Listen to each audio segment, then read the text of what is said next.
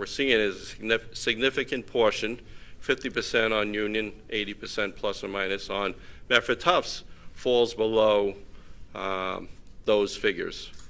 By regaging, it means, and there's different ways of doing it, what we did in the most recent defects was to remove the spikes that hold the tie plates in place, fill those holes, shift the plates over to the appropriate width, and then re-drill and then re-spike.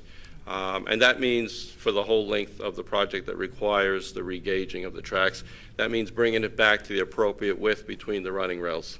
And so why did this happen in the first place? So the early indication, and while we're still reviewing the actual cause, but the amount of the track that requires regaging leads me to believe this is tied to the fabrication of the ties and the pre-installed plates. And that's why I believe we have such significant lengths that need to be regaged. So you don't think it was an error made by the people who are putting it in there? Or is, I'm just trying to get a sense of what you're saying. The plates, from all the records I have on the ties, were pre-installed, which is likely why we are seeing such significant lengths that need to be regaged.